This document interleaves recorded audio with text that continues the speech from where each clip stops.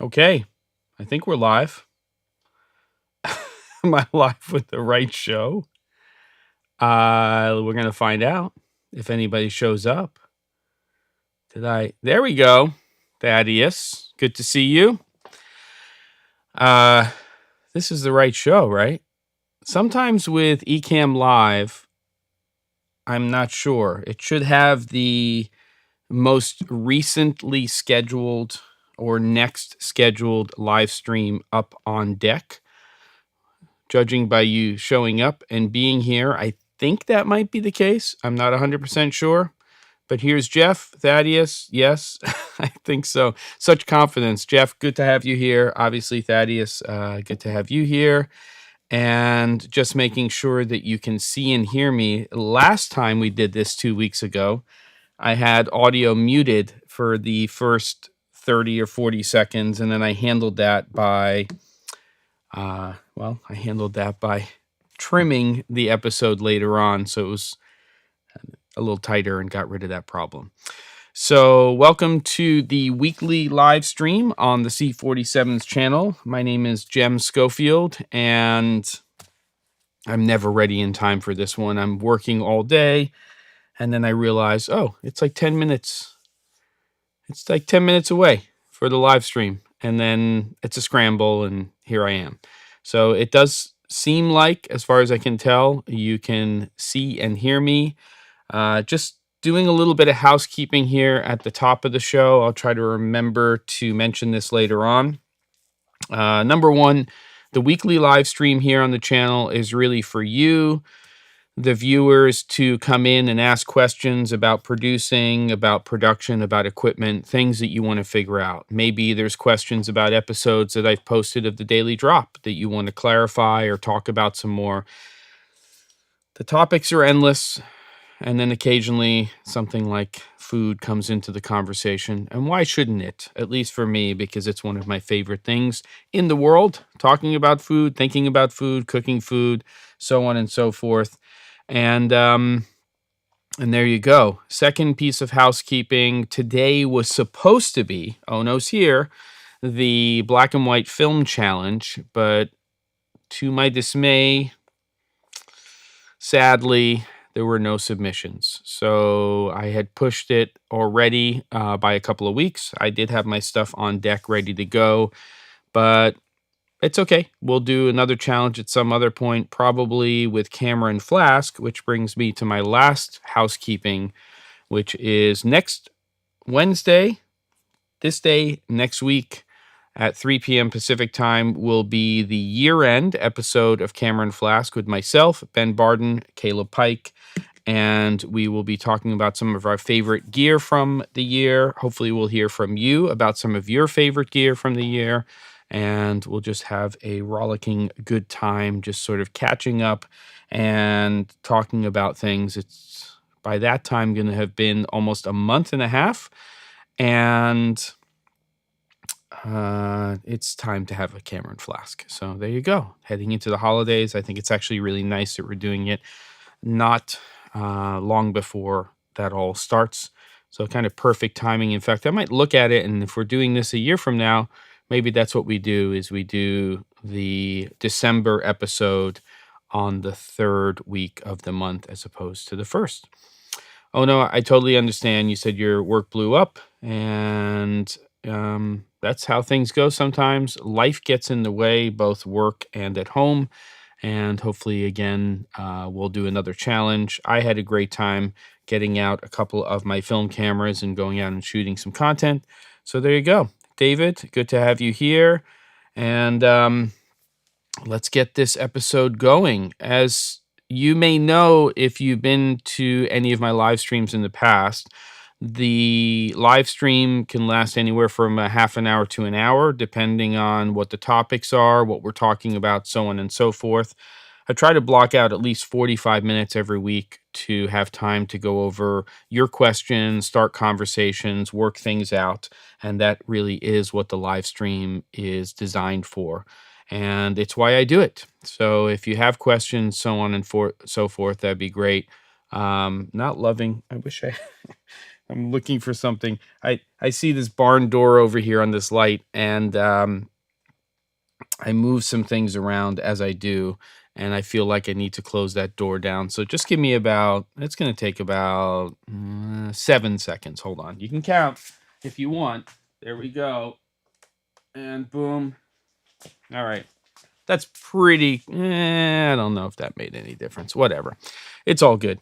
So let's start by first saying that, hey, Travis, that on the live stream, unlike the daily episodes, again, this is really for interaction, engagement. I really appreciate everybody who engages on the episodes as well, because it really gets conversations started, and I feel like I can, dig a little bit into the things that you're trying to clarify. But this is also a forum for that. And also, if you have any questions or you want to start a conversation on the live stream, all you have to do is put an at theC47 at the beginning. It'll catch my attention. We'll start to talk about something, and away we go. Travis says, hello, I've shot rolls of black and white on fixed focal length cameras, but I still need to develop and scan the rolls. Could you go over the challenge details again?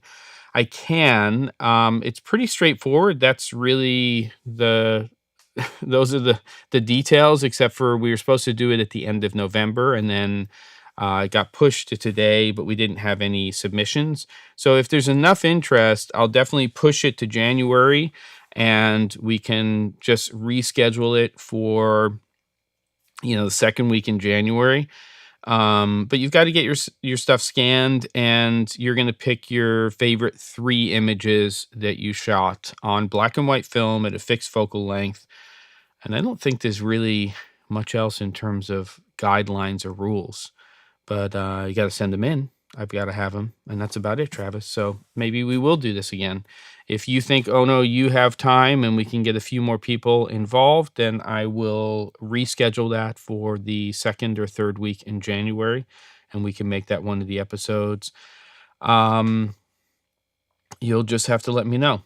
So it would have to be in, depending on what date we decide on, the middle to the end of January.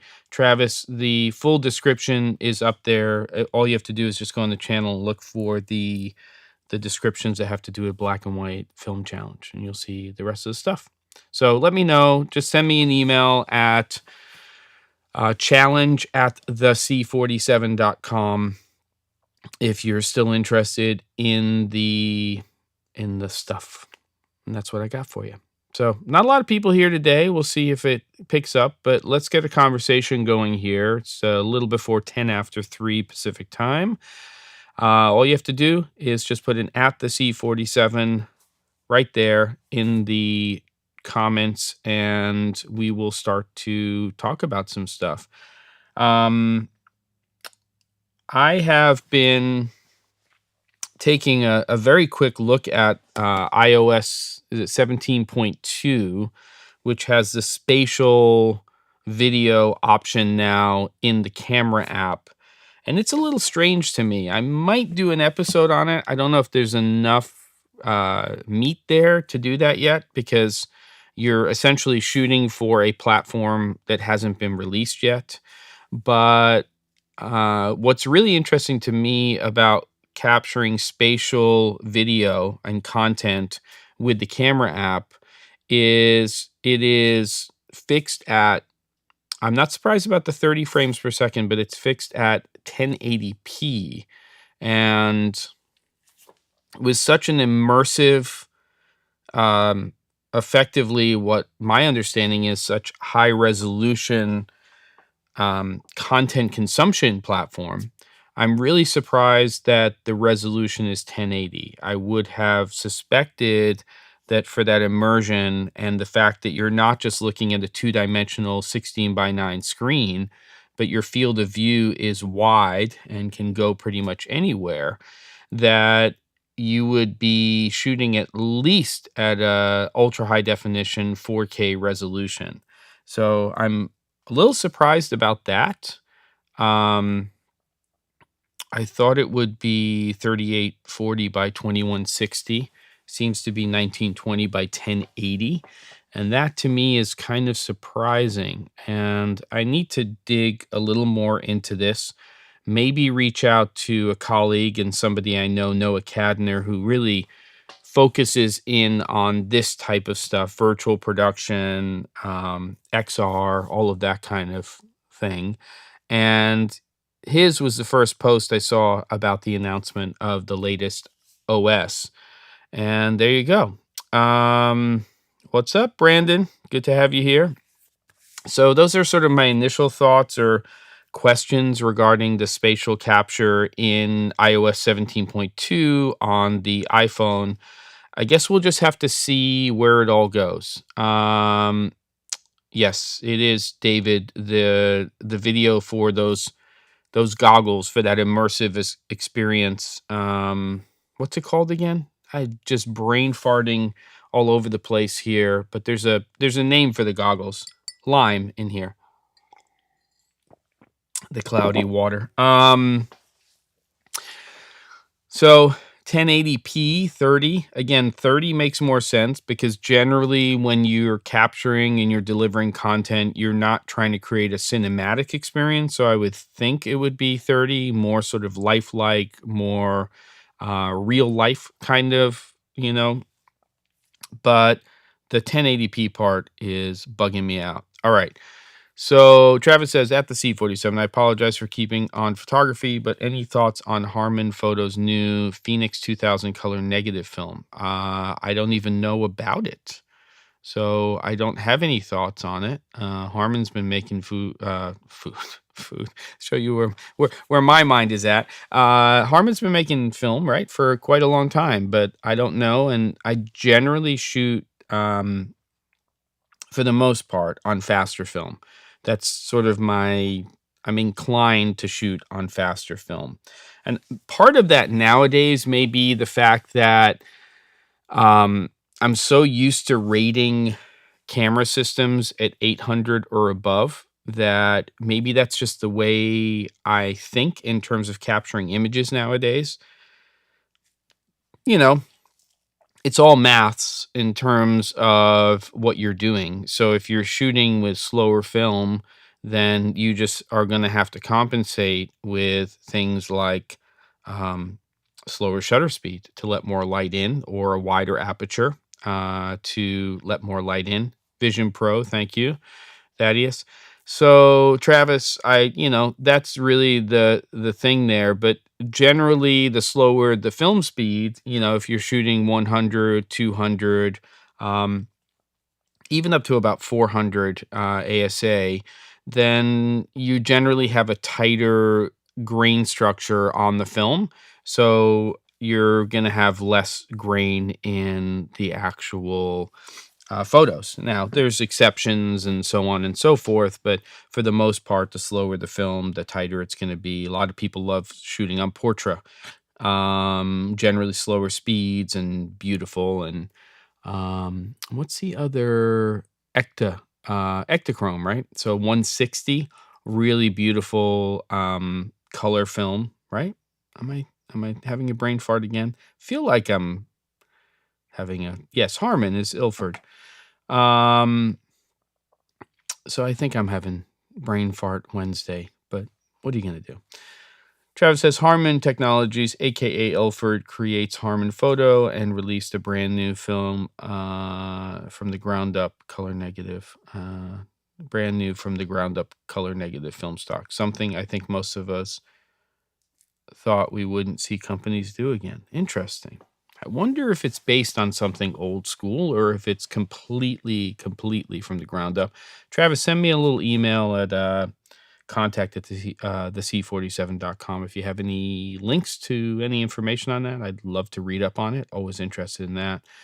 And there you have it. So I don't know if that's well, let me go grab the box over here. I'll see what I have in there. Hold on. I'll be right there. Coming back. Talk amongst yourselves, kiddos. All right, let's see what kind of film stock I have in here right now. I've got some 120. Portra 800, that's a little faster. A lot of black and white, P3200 T Max, and I really like the Ilford HP 5. So it's called 5 Plus, and that's a 400 speed film. What else do we have in the magic box in here? I really need to shoot some portrait. I haven't shot portrait in a long time. Got a couple of others. Oh, here we go. Anything else? Oh, I have a lot of portrait in here. I better get going. Maybe we'll do a color film. 400 T-Max. And I thought I had a roll or two of a couple of other things. Here it is. Got a couple of the Japanese Camera Hunter. This is their Street Pan 400. That's black and white as well. This is what I'm talking about, not Ektachrome, Ektar 100. So this is a 100 speed and kind of marketed as world's finest grain. All right. I got things to do. You know, life gets in the way and I don't shoot enough film, which I like to do. So I'm going to put this back in the box and put it down. I'm not going to walk over there again. Hold on one second. All right. Back on track, kids. All right. We're back. Questions. Thaddeus says, wasn't Kodachrome dye-based slide film? I don't know. I don't know the answer to that. If somebody does, please chime in.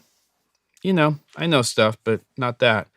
How have I been, Brandon? I've been well. LA was good. Did I have any good coffee?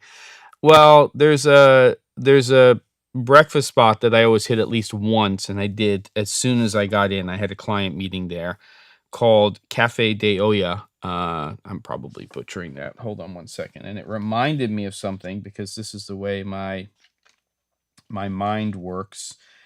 Give me 1 second, because if I don't do this, then then it's going to be bad. So I went in for breakfast there, and it's in Burbank, and they have I guess it's like a Mexican coffee. It's sweet. It's good. I liked it. I don't usually like sweet drinks, but it just hit the spot, and it was an excellent, we'll call it a brunch because it was 11 a.m. Good stuff.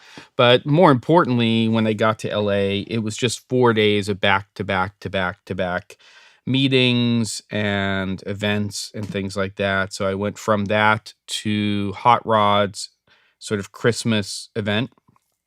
Saw a bunch of people there, some of whom I have not seen in ages. And then that evening, I went to Zeiss in LA, and they had an event that really focused on their acquisition of Syncraft, or that's the rebranded name of their virtual production solution, which is really a tracking solution. But what it does is it ties directly into and is pre-calibrated, or the lenses are Zeiss lenses are calibrated to the system. So it makes life a lot easier because you just pop the lens on, connect it to the system, and Bob's your uncle. So that was great. And then Wednesday, I did a bunch of, actually, what did I do? Oh, Wednesday, I woke up and I shot the daily drop, the one that I did in the hotel room. And then from there, I went to Tiffin and I had lunch there. I had a meeting with them afterwards. And then I think that evening was just like lay low. I think I came back, edited the daily drop, and kind of got that off my plate. And then the following morning, I have been to Sammy's camera. And then the following morning on Thursday, a good friend of mine, Michael Valinsky, who has a podcast called The Making Of, which is really excellent. Look it up. It's called The Making Of, and it really focuses on interviews with people in the filmmaking world. So it's all different types of people who are working in this industry. and he has been threatening to have me on the show for a long time. He actually met me at the hotel room, shot in the same exact space that the Daily Drop episode that I did was done in. And what we did is we set up, a round table that we moved in from the kitchen area, which again, you can kind of see in the BTS footage of that episode. And we moved that into the living room area, closed everything up, and had two microphones, went right into Rode Connect. There's two apps that Rode has. One is called Rode Central and one is called Rode Connect. The one that we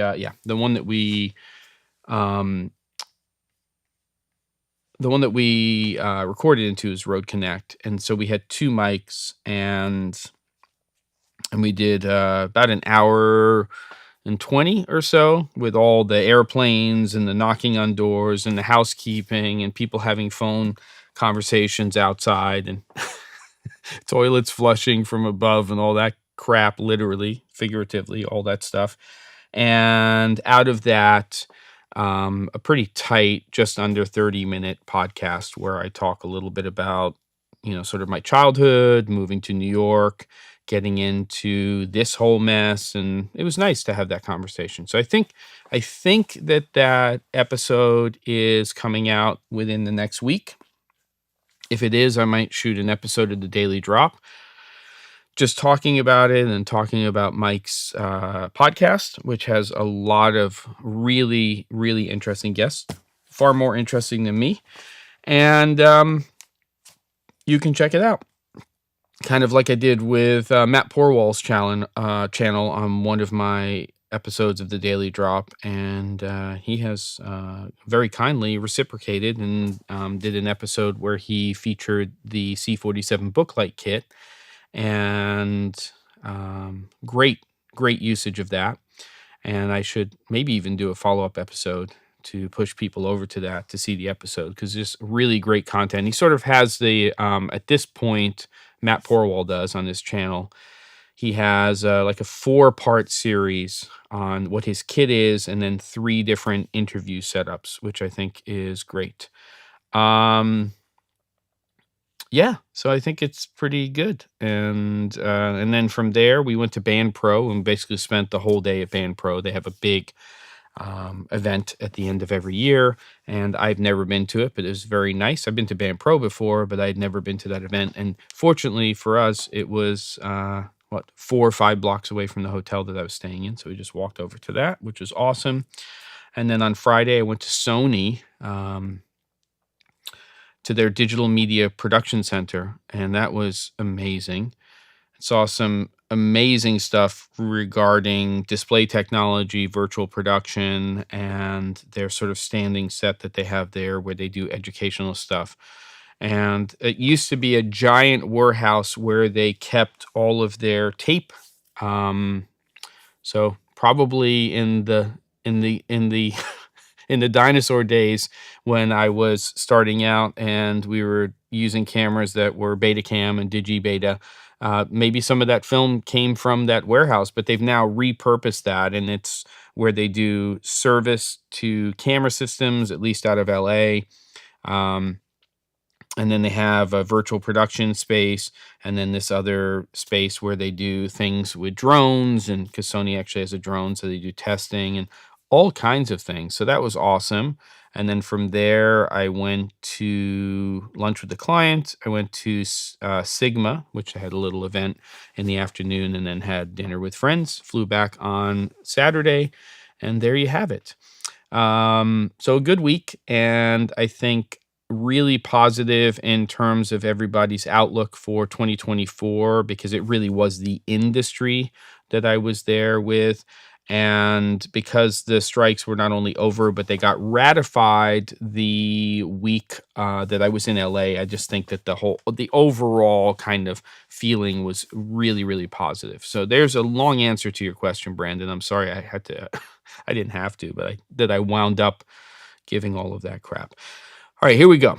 Next on the agenda, David says, do you have a storage system for all your gear. Been looking into milk crates and foam inserts to keep it uniform and same size for all the things. Tired of different cases and boxes to fit.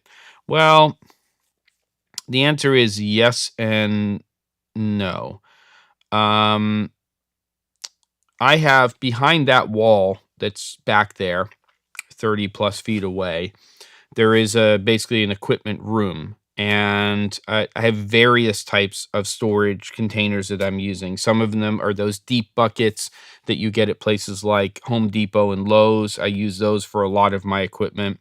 I do have a lot of milk crates that I use of different colors that have primarily grip equipment, though when I'm traveling I have square ones and then I have the standard size ones that are rectangular, and I will basically purpose them for a specific I'll use them for a specific purpose. So for instance, I might use, one crate for electrical. So that's just going to have stingers. It's going to have like quads that I can show them to you at another time, and all of those types of things. And another one is going to have BOA bags. Another one might, which are those, I use them all the time. They're Matthews, essentially shot put sandbags, but they're really cool because they're like 2 sausages and you can wrap them around things, and they have them in 2.5, 5 pound, 10 pound, 15 might be the heaviest, but they're great. And then another one might be just for dirt, for sandbags. And then another one might be just for, small other little items that I might be bringing that are in different pouches. And then I have rolling cases, long ones that are things that I use for things like rags, and also for a different one for C-stands. So it really depends. I find, as I think a lot of people who do small to no crew production find, that you're packing for the job. And while in a fantasy world, you just have everything in sort of its place. It's sort of the version of mise en place, but for production. Every single time you pack for a job, you just wind up taking different things because a job needs different things. So there are standard cases I use for standard things, a roller from Think Tank for C-stands, and some impact rollers. They're long, rectangular, small in terms of height, but long.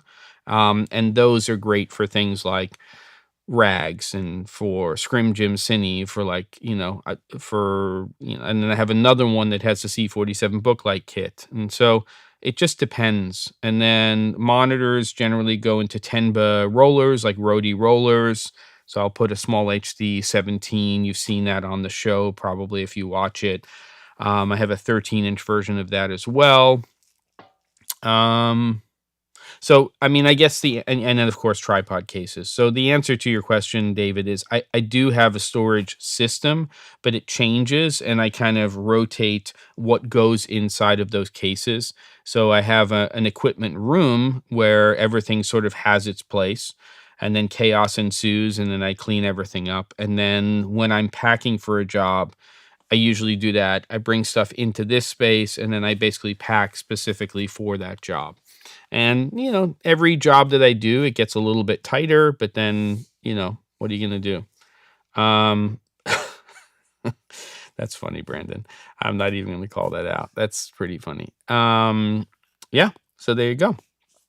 So what are we going to talk about now with with all 7 of us or whatever? That I can see a little bit better now. I moved the monitor a little closer. I'm still working out some of these. It's the way that I'm lighting over here, and I'm gonna either flag or change something in terms of how I'm doing it. It's mainly just because you're getting some reflection into my glasses because it's such a large source over here. So you can see if I'm looking the camera here, you don't really see it, but as soon as I go over there, you're kind of feeling it right there. So I don't know. We'll decide. But I keep tweaking my setup here because I want to have a frame that's similar to this in the background. I also need to be able to go wider on the lens and be able to see the table for certain episodes. I still have the other set over there, which I should use more often because I can. I have audio that runs to that as well. But it just sort of goes in cycles here. So there you go. David said, thanks. It's a topic not a lot of people talk about, but definitely a problem a lot of people have. And it's always nice to hear other people's solutions. Yeah, I'll put solutions in quotes for you, David, because, I don't know if I ever have a solution. It's seemingly in this space for me, especially now that I'm doing daily episodes, that I think, I come in here, I've got the space. I'm feeling pretty good. Everything's sort of clean where it should be. There's still a little bit of organized chaos always here. And then all of a sudden, I have an idea for an episode or I'm going to do something. And now I just look around and God help me, it's just a mess again. So I'll, then come in on Sunday morning and I'll start to do the same thing. And it's just the way it is. Bart, what's up, man? What you smoking? I don't mean that in a weird way. I just mean in terms of food wise. Ono says, I always think that I would like to have a big grip cart with slots for crates and C-stands, but I don't have a 26-foot lift gated box truck to use. True. I'd love to have a taco, cart. I'd love to have some more carts like that and all that stuff. Brandon, I did see Canon's new 24 to 105 RF 2.8. I love, maybe the whole reason I'm doing this episode is that you're reminding me of all the people I need to follow up with. I had a great conversation with somebody I've known at Canon for a long time, and we were talking about a different lens system, very cine focused, a little higher end production. And that reminded me of that. But that 24 to 105 2.8 lens looks fantastic. It's not, inexpensive, but if you think about it, especially on a full frame camera, it's pretty great stuff to have that focal range. It's just sort of covers, would I always like an 18 to 105? Yes. But 24 to 105 is pretty rock star when it comes to having one lens on a full frame camera system that you can do tons and tons of stuff with. And to get that extra stop, especially now that we're getting, into much more to reliable AF, then I think that's great. And then, of course, they have the attachment, so it's more broadcast focused when you add that for a Zoom rocker or so on and so forth. Bart's getting ready to make some smoked chili for a boys' weekend. Sounds great. And there you go. What's the sorry if I remind you of work? Oh, no, not sorry. Good. Because there's people that I need to follow up with from my trip in LA. And you asked me about Canon lens and ding, there's only so many things I can keep track of. I have notes and things like that. But sometimes I work off of instinct. That sounds ridiculous. But it's just sort of, you generally don't need to send an email out or a communication instantaneously for something. And there you go. So let's see. Oh, I'm going to do a test. I'm going to turn on a little tiny light. I'm going to do an episode on this afterwards. I've got the slightly larger mixed panel 150 right now, and let's just see what our exposure is like. And I'll kind of give you a little preview of that. So just give me a second. I'm going to turn this other key light on. Here, I can turn this off in a minute, and then we'll see how that goes. So just give me a second, and let's get some other questions going. I can probably go to about 45-ish today, maybe 50. I've got to shoot an episode and get that out the door, but just give me a second. Hold on. All right, I'm coming over. Powering on. See what happens. Boom. There we go. We're going to have some more exposure here. Maybe right about theirs. We'll see. That would be the advantage of laving, but I don't really love it as much. So let's turn this off. Come on, kid. What is going on?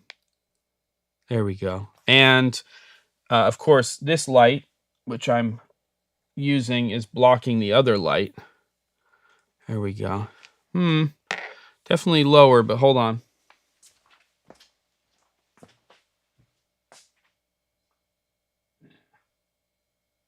Spread it out a little more.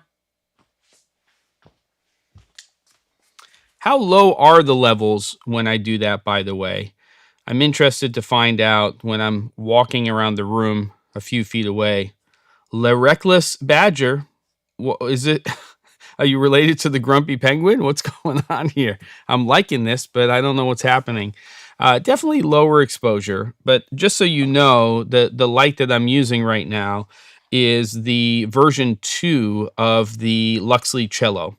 So it's a Luxley Cello 2. It's at 100%, basically set to daylight color temperature. It's probably a little warmer than the other light from what I can tell right now. You have to give me your take on that. And I think I can probably just eke out a little bit more from it in terms of the light that's hitting me right now. I've got the other key light sort of in the way. But you know, we haven't changed anything on the camera. We're still at a 2.8 at a 2500 ISO.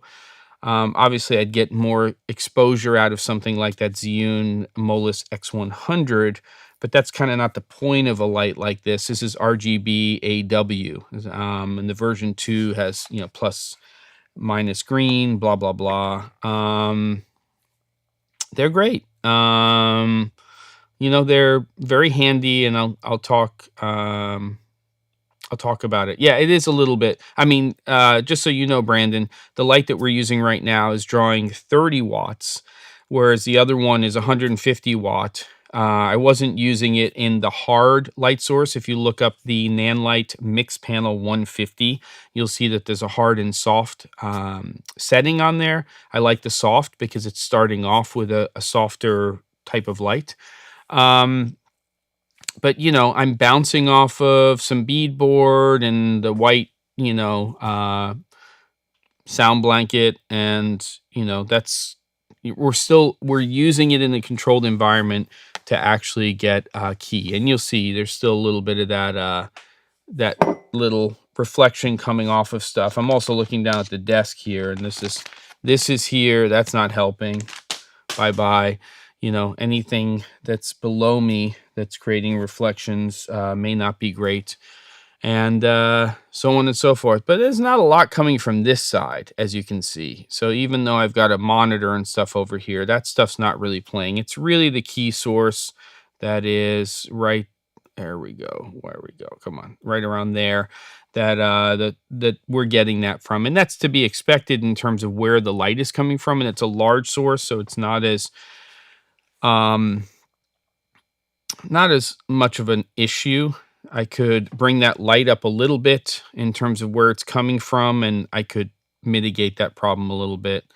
Luxley app is very strong. Luxley, by the way, is all part of Riff Labs. So it's the same company that is behind the original Kick light, which was a LED light for smartphones, really the iPhone. And they are now the company that's behind Kelvin. So if you've watched any of my content on the EPOS 300, on the Play, it's the same company. But I'm going to talk a little bit about that cello too, because there's a pretty significant sale happening at B&H on it. You know, I'll talk about one gotcha about the light in my episode, but it's just one little thing that I don't think is that big of a deal. There's always something, right? No perfect camera, no perfect light. I've always said there's never a perfect camera system. I think that's kind of true with lights as well. There isn't a perfect light. Otherwise, why would we have all of these things? All right, Bart, let's get back to the chili. Might be cold when I arrive. Bit of a long drive from Portugal. What? Oh. I was like, what the hell are we talking? I got it all mixed there. I thought that Bart was talking about the chili and not David, and I was not tracking with that at all. So I was like, what, Bart's going to Portugal? What the hell's going on here? Perfect. All right. There's a connection happening here. Yes, they are totally behind Kelvin. It's really they really know their stuff. So I think they're taking sort of all of that stuff that they've learned in the past many, many years, and they're now putting it into the higher end cinema light, so on and so forth. It feels very, I'm not saying moody here, but I'm not hating this. I don't feel like I'm completely underexposed. I feel like I could gain like a third to a half a stop might be good. I think if I position this light just slightly differently, I could get that, or the bounce. If I swung the bead board out a little bit more, I'd probably see a little bit more here. Could probably put it up a little bit higher. I have ideas, but it's fine. Not important right now. All right, what else have we got? 41 after the hour. We're going to go for a few more minutes here. I'm going to reset this table up, talk a little bit about this Luxley cello light in the Daily Drop, and away we go. But what do we have? What else? Any questions about any of the episodes I've done of the Daily Drop? Anything you want to clarify, talk about? I'm assuming that most of the engagement, if you watch the series, if you're catching up on it over the weekend or you're watching it daily, you're asking questions in the comments to clarify things, but maybe you're not. So I'd be happy to answer any questions. I know that I put up the kind of the budget template last week, so on and so forth. There you go. No burnout yet with the Daily Drop. I did this a long time ago for very consistently for 2.5 years, and really the series continued past 3 years. Some of you remember that. And as long as I'm learning all of the time and I'm interested in creating content every day, then I won't hit burnout. I don't promise that the Daily Drop's going to last forever. Nothing ever lasts forever. But the goal here, the plan, is for this series to go for a long time. And I'm enjoying creating the content that I'm creating right now. And yeah, so right now it's all good and fun, and I'm into it. I think the biggest thing, and maybe one day I'll do an episode about this too, but we're on the live stream and you're asking the question, is that when you're doing something that's daily, and I remember this now, from Gearbox, is it becomes part of what you do. It's your daily thing, right? That's just part of what you're doing. And if you're not doing it daily, then it can seem insurmountable. It can feel like you can never you can never do that. But when it becomes part of your your routine, then it's not really much of a chore. I'm sure there are times where you have to, hey, Linda, great to hear from you and glad you're popping in, and thanks for all your engagement and comments for the Daily Drop.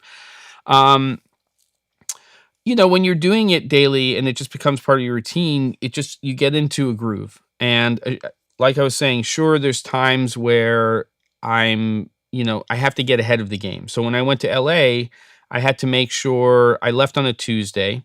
So I made sure that before I left, all episodes were in except for the one episode that I shot down there, which was the one, with the lighting set up in the hotel room, which I'd like to tweak a little bit more, but you just kind of, there's nothing precious about this content. Some people might think it's precious, and I think that that's what's also important. I was having a conversation about this with somebody recently. You can't treat this as something that's precious, because it's not. It's not precious. It's just me being interested in things and sharing information, and hopefully some people are learning some things as the series goes along. So there you go. Yeah, when it's feeling like it's a slog, it's time to stop. And that's kind of what happened with Gearbox. I kind of hit this place where certain things were happening in my life professionally, and then I was doing projects and productions that were a lot more interesting and I was learning more from than I was doing Gearbox. I think the daily drop's a little bit different. I think that for me, you've got a decade plus more behind that. And so I'm doing it for a different purpose. Sure, I'm selfishly continuing to learn and figuring things out and that kind of stuff. But I think that overall, that the series is always about sharing and education, but I think it's even more so now. So I guess that's the deal. Bubba, love the daily. Thank you. Long time in the biz, but can always keep learning. Thanks. Thank you for watching and I'm assuming subscribing. Subscribers are going up. That's great. In the last month, over 600. So channel's growing, engagement's there, and people are watching, and we'll just sort of see where this all goes. I'm committed to it going into 2024, and again, there'll be some challenge going into the holidays next week. We've got, at least for me, for the holiday that I celebrate, Christmas Eve is on a Sunday, means Christmas Day is on a Monday, Boxing Day on a Tuesday. So what I'll probably do next week is try to load up on some episodes and have those ready, because it's important for me, especially going into the weekend of the holiday, to make sure that I can just be with my family. They'll all be here, so that's important. All right. Bart says, very true. I fell out of my content creation routine when I went fully independent, and it's been tough for me to get that back into my mix. I used to shoot every Wednesday. Now I never know.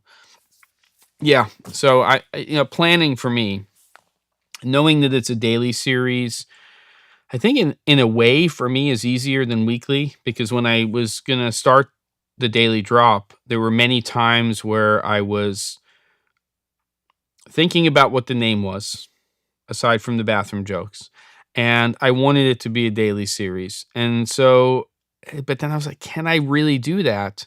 But I realized as I went over everything that in some ways creating weekly is just as hard, if not harder.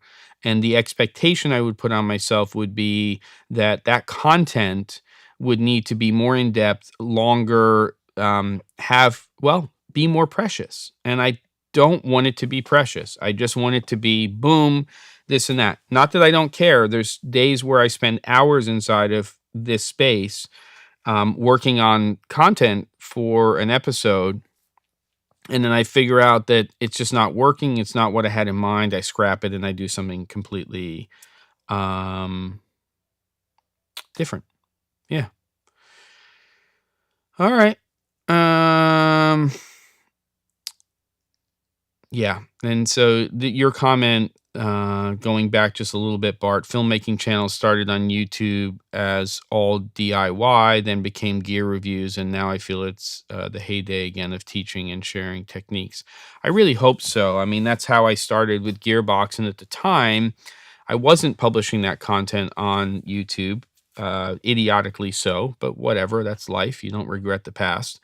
And I was pushing it all to the C47's website. But that was always the intention, was to just share what I was learning, and I'm a lifelong learner, so I think that's important to me.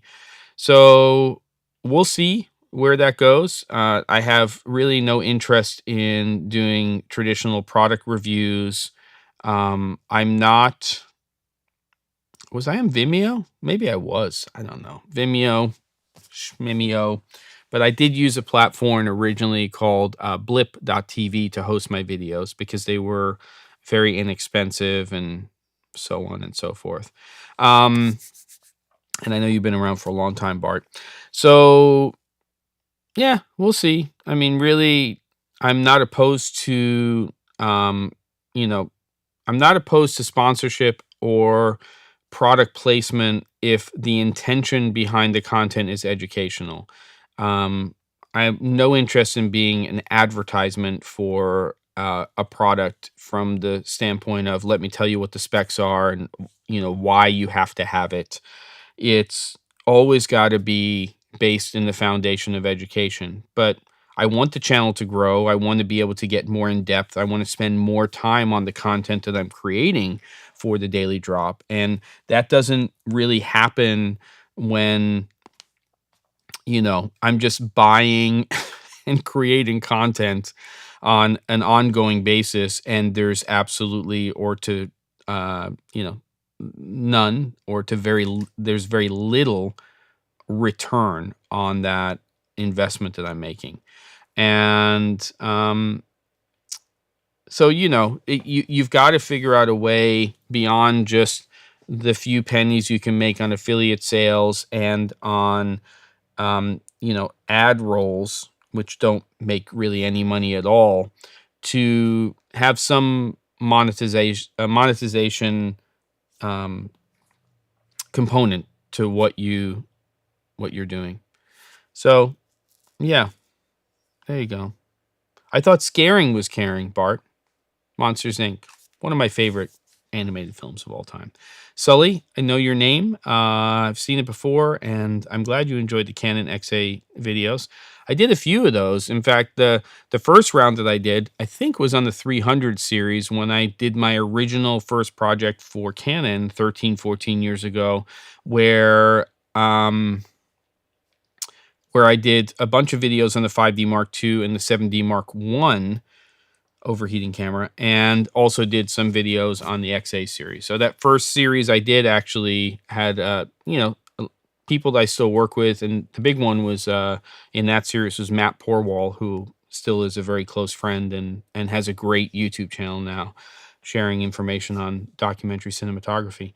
Le Reckless Badger, I can't believe the Grumpy Penguin's not here. The impact of a filter's effect, such as a ProMist filter, may vary at different focal lengths. That is absolutely true. So I was wondering how people deal with it with a photo zoom like the Canon 24-105 2.8.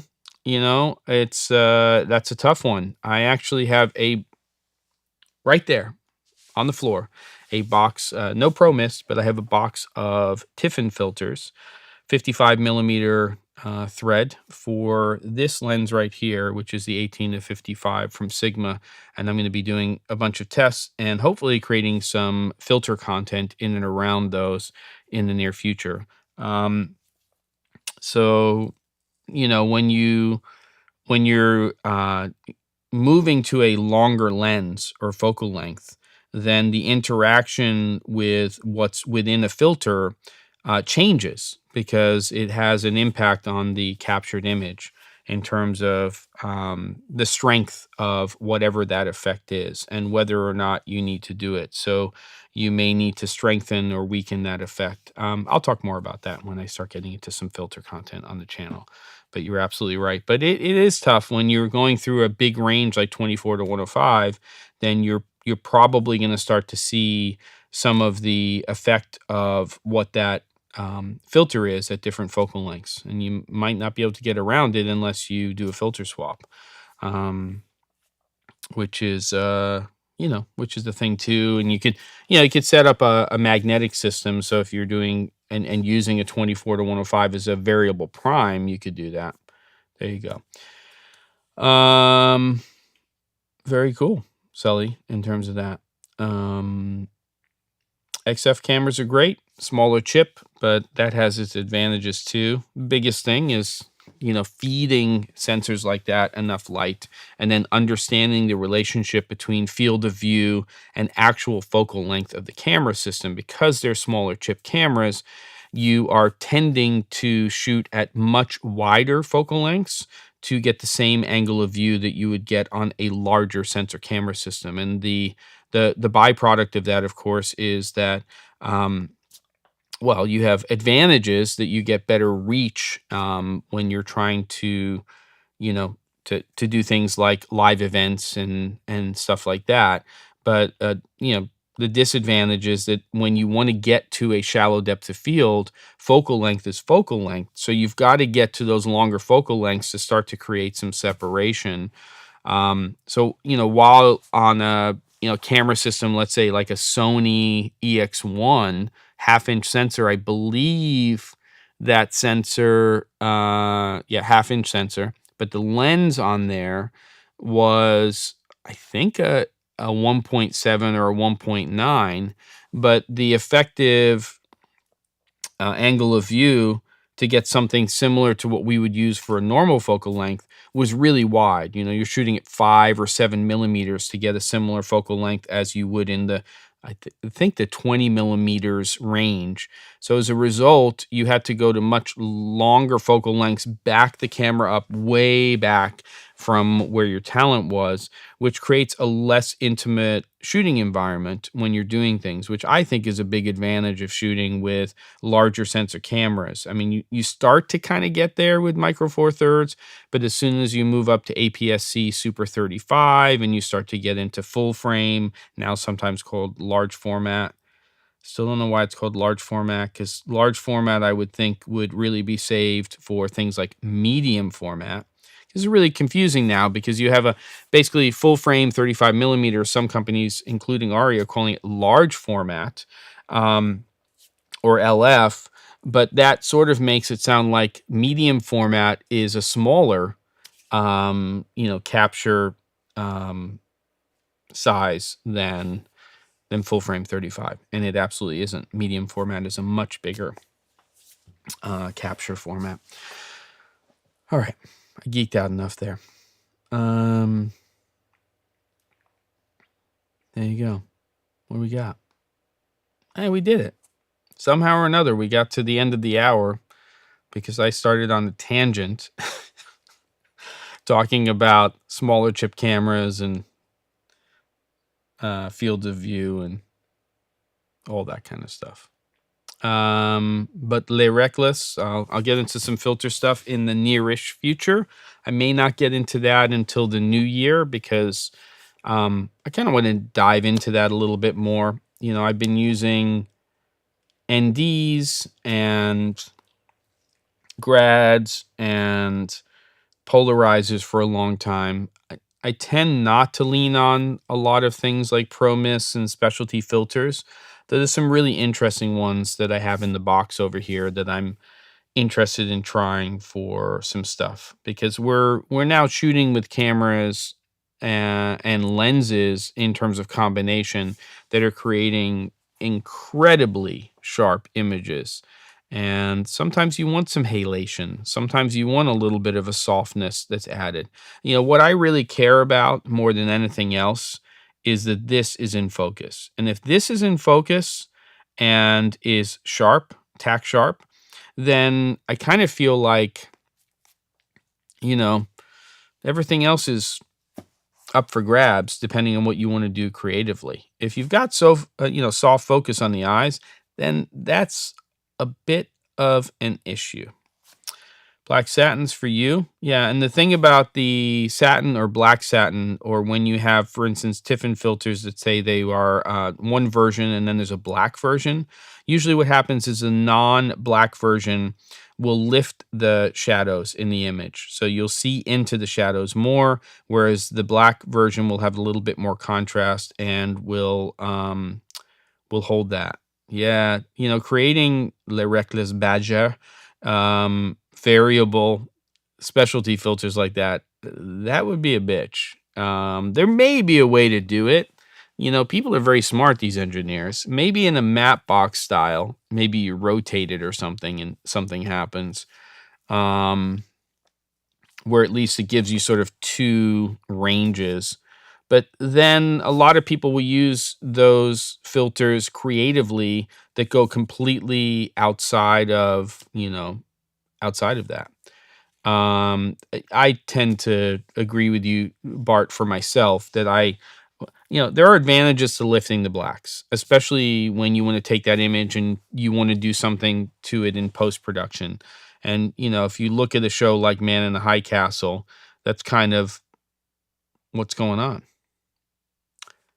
I think that's what we've got.